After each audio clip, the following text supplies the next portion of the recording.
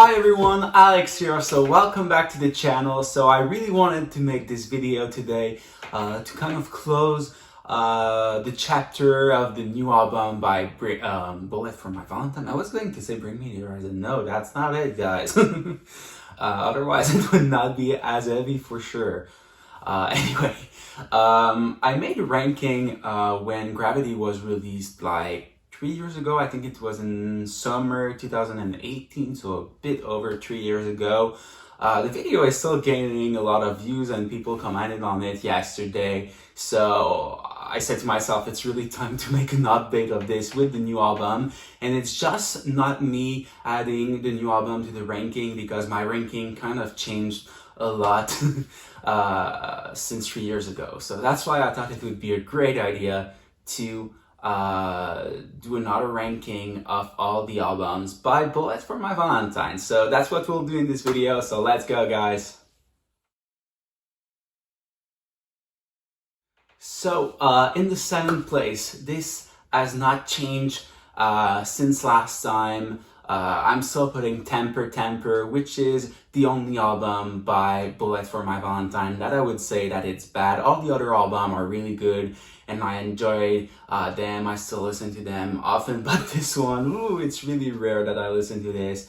And I never listen to it in full, to be honest. There are still some great songs on it. I really love Prisoner of War, and maybe the first track on it, Breaking Point, is pretty good.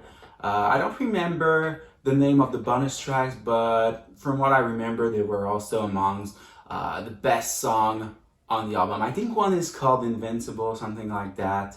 The other one, I don't remember the title, but I was like, why didn't they put these songs on the album, on like main version of it? What a shame. Okay, so in the 6th position, I'm going with the 2018 album Gravity. Really not a bad album compared to Temper. It's really freaking good. If Temper would be a 4, Gravity would still be at least like a 7 or 6.5, something like that.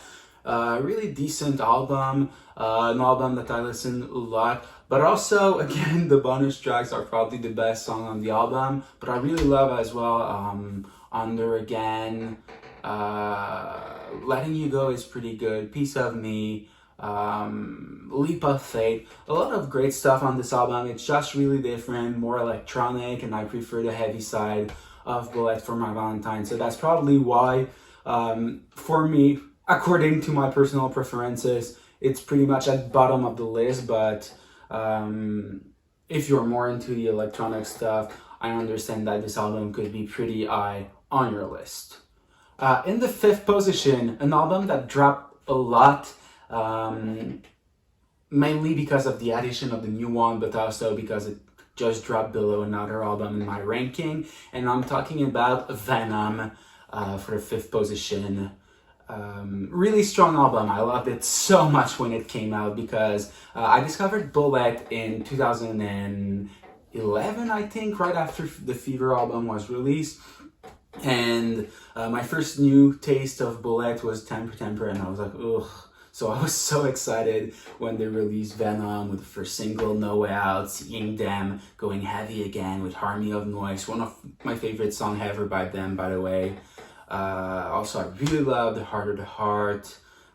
Paria is also incredible with that sick, trashy riff. I love it so much. Such a strong album. The reason it's not higher is not that it's bad or anything. I really love it. It's just that all the other albums by Bullet are a bit stronger, but still a super strong album that I love to revisit like super often.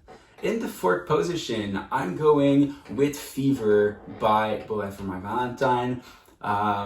Really strong album, starting with Your Betrayal, which is like one of their top songs ever. I also really love The Last Fight, Dignity, Bittersweet Memories.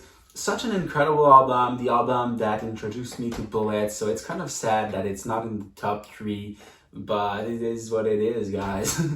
But yeah, it was just before they switched their sound with Temper. It was good. It was really good continuity of the first 2 albums, but in my opinion, it was starting to go a bit downhill, even though the level was still like there. But yeah, all the other Trees albums are better than this, in my opinion. And that brings us to the top 3 with the self-titled album, guys. I know this might be a little bit biased because it's still so new, fresh out of the oven. And I just finished listening to it yesterday. I listened to it like 3-4 times since then. So in a year, my ranking might change because of how new it is. Maybe with time I will like it more, maybe I will like it less. But what I love about this album is the heaviness. And yeah, it's really a new sound. It's not like copying the first 3 albums. It's really something new, but something heavy, something modern. And I love the unclean vocals on this album. It's really a sound that they never did before, and it just works so freaking well. And for that, I'm in love with it already. My favorite songs are probably The Last Light, Death by 1,000 Cuts, Paralyze, No Happy Ever After. Rainbow Veins was also incredible, even though it's not that heavy, but it's wow. It's like really what they should have done throughout the entirety of Gravity, in my opinion. Shatters is also pretty good. I couldn't name each and every song on this album. The only song I liked a bit less at first was Bastards, but it's already growing on me so much, so I have nothing against that song. In the second position, guys, and the first 2 also switched from my previous ranking, but now I'm going with Scream,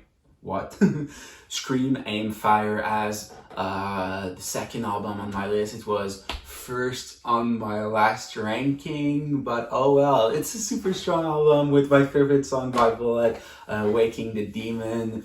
Also the title track is incredible. Many great songs on this album. Deliver Us from Evil. It's so sick. The bonus tracks are also insane on this album, like crazy stuff. Bullet, stop doing bonus tracks and just put them on the album. And yeah, at first I was like, this is the top tier Bullet. They will never be able to top that. But this brings me to my number 1 now, which is the first album by Bullet for my Valentine, The Poison.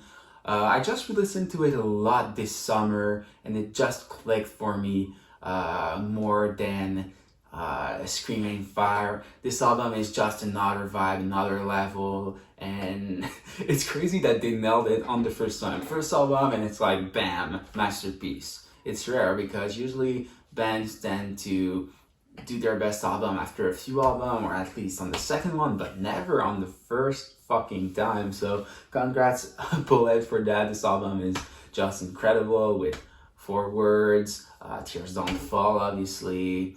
Yeah, just an incredible album that I cannot wait to listen again. Just talking about it, I'm like, wow, I need to listen to this again. It's just like more harsh, more, I would say, real. A lot of people are saying that the lyrics are a bit cringy, but no, it just works for me. But maybe that's just who I am. And yeah, for sure, just by talking about it, it's an album that I'll listen again probably this afternoon after going to class, because wow, what an incredible album. So you have it, guys. My video, I don't think it will be really long. I tried to be quick because it's kind of pointless to talk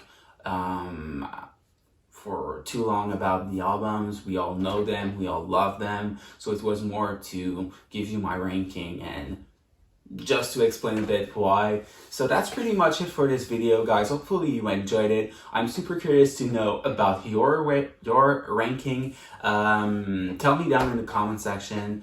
We could have some cool discussion about it. And yeah, guys, thank you all so much for the Bullet reactions. We finally passed the milestone of 21,000 subscribers. I'm super happy.